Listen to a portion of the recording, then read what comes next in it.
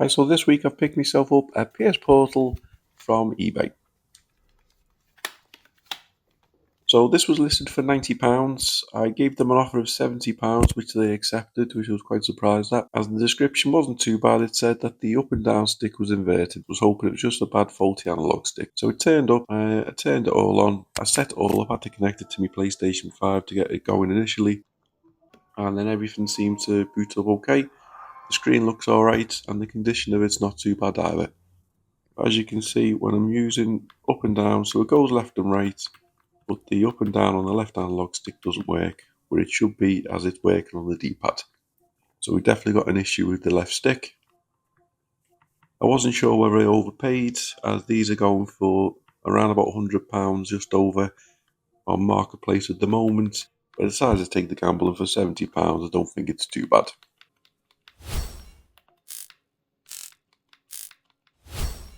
So we just need to turn it off, and then we're going to need to get it all open and have a look. So I'm also going to install Hall Effect sticks. So I bought these from AliExpress. They were only just over £6 each, so it's not too bad. So we'll start off where we need to peel off these black covers. So you just need to get your fingernail in the end and then just clip it all up and then tease it off. There's lots of clips, but it just sort of pulls up and away. Same on the other side, very similar to the PS5 controller. So just peel it all up and then it should just pop off like that. And then the same with the shoulder buttons, you just get a lipper underneath and then just push directly up on both sides. So there's a screw in each corner, so we just take them out and then screw at the bottom and we pop them out. And then we just need to remove the white back cover. So we just get a lipper underneath. So this is attached by a lot of clips and also with a bit of sticky tape. So I'm just trying to release it as much as I can on both sides. I don't want to be pulling on it too hard because I don't want to be putting any excess pressure on the plastic or the screen itself. And then we just clip it off, clip it away. And as you can see, there's a bit of stickiness that's keeping it on there, but it comes off relatively easy. Now we've got these two screws in the back that we need to remove. So there's that one there, and there's that one just set inside. This is so we can remove the front fascias. So we do that on both sides. Just take them two out on the other side as well. And then that's that. And then on the side here, these just kind of pull off. So again, it feels like you're kind of breaking it. You have to be quite strong with it. So I tried to use a lipper on this side to ease it off of the bottom. And then sort of push it and tease it out. And then there you see it clipped off. And on the other side, I give it a bit of a tug. And this one came off a lot easier. And then we can put them to the side. Now there's two more screws that we need to remove. That's around the joysticks. And then this all lifts off nice and easy. So we'll give this a clean a little bit later. Disconnect the ribbon cable. And then we've got two screws either side. Just remove them. And then the analog stick wiggles out. And this is what we're going to replace. So when we compare it to the one that's been taken out to the new one, you can see the holes don't quite line up. So this is mentioned in the listing for some reason. They're not exactly the same. So you can buy them from AliExpress, which are pre-cut, but I thought I'd do the process myself. I'm going to go through the process of showing you how you can do it easily. And then we put it into place, you can see that they don't line up completely, so they definitely do need a little bit of a trim. I don't understand why they're different, but there must be some reason. We'll go on to the other side, two screws out, lift the cover off, disconnect the ribbon cable, remove the two screws, and then this analog stick comes out as well. Even though this one's working, obviously we're going to replace both of them. So I'm going to get a grinding pen. So this is the pen that I'm using. So it was only a couple of pounds, again from AliExpress. We'll get under the microscope. And what I'm going to do is very carefully go into the hole and then get the grinder, and I'm just going to grind up to the top. I'm just going to stretch the holes out. I don't want to be going too far towards the plastic because we don't want to weaken it. We don't want the hole to be completely destroyed. We want to make sure that it goes in a nice, secure way, but with the minimal amount that needs to be cut off. So do this on both sides of the holes, and I do it on both of the analog sticks that are going to go in.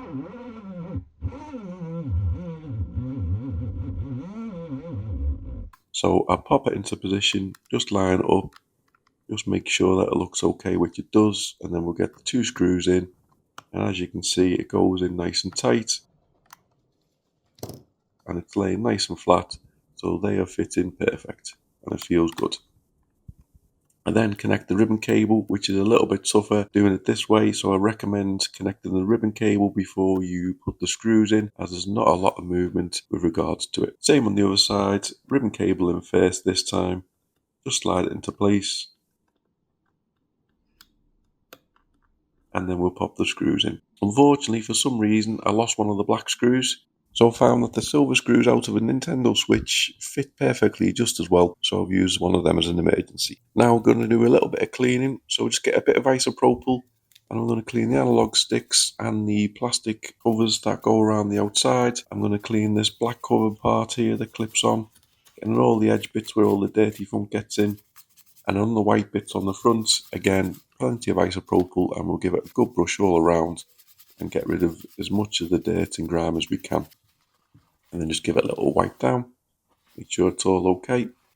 And on the back, it was a little bit more ingrained, so I've got a magic sponge dipped into isopropyl, and I'm going to give it a good rub, so this gets rid of all the old dirty hand marks which have been on from sweaty fingers, etc., and all them sweat stains out. And then we'll go right the way along, all the way along the back, and then a little brush inside, getting rid of any dust and dirt all along the edges to make it look as new as possible when it all goes back together. So now we put it back together. So we put the analog stick cover on first, and then the black outer cover goes on around it, and then we pop the 2 screws in, and then same on the other side, analog stick, black cover, 2 screws, make it nice and tight. Then the front fascias, just put them on, line them up, push them in nicely, make sure they clip in perfect, and they're all nice and flush. And then you do that on the other side as well, line them up, and then you just push straight in. Lots of clicking, but make sure they're all nice and flush. And we turn it over, just need to put the 4 screws back in the back.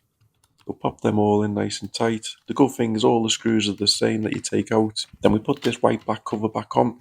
So again, just line up all the clips, push it along. You don't want to be pushing it too hard because you don't want to be pushing it on the screen, potentially damaging it. So click it all in around the edges, along the bottom, and then all around the edge of the handrests. So all the lines should be nice and flush. Nothing should be sticking out. So it all look good like that. And then again, we've got 4 screws, so 2 in the top, 2 in the bottom. Pop them in all nice and tight. And then the shoulder buttons go back in, so just line them up and then just push them in. And they'll click in nice and easy. Make sure that there's good movement in them, which there is. And then these black covers, just get the right one. I find the best way is to angle in at the top and then just push it along and then just go along, click, click, click, making sure that all the bits are pushed in and it's all nice and flush to the white surround. Same on the other side, clip it in at the top, go along the bottom, clip it in around the joystick, and then round to the bottom, and then click it in at the end.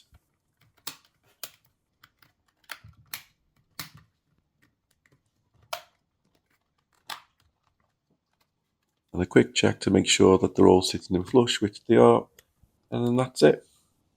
So time to test, so we'll turn it back on. Takes a couple of seconds to boot up. Nice little PlayStation logo. And then I've got it connected to my PlayStation 5, which I've already previously set up. Obviously my PlayStation is currently turned on. And then this is it. So we'll give it a quick test, and then as you can see, it goes up and down, it goes left and right. So we've got a fully working PS Portal with Hall Effect sticks installed. And then we'll give it a little bit of a test, so we'll open up Call of Duty.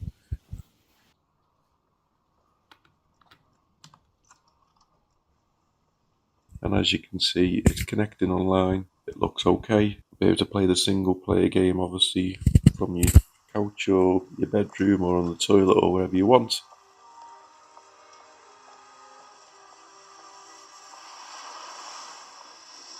So it's scrubbed up really well. It looks really good. Shame it doesn't come with a box. I'll probably gift it to my son at some point as a Christmas present or something. I don't see the attraction of it myself. Let me know in the comments what it's best for. Is there any little hacks that I can use? Is there anything else I can use it for other than streaming games from the PlayStation 5? I'd like to think there was more to it than what there currently is, because it does seem pretty basic and pretty pointless, if I'm being honest. But it was a nice repair, something different. The Hall effect stick should make it last for a lot longer than the previous ones.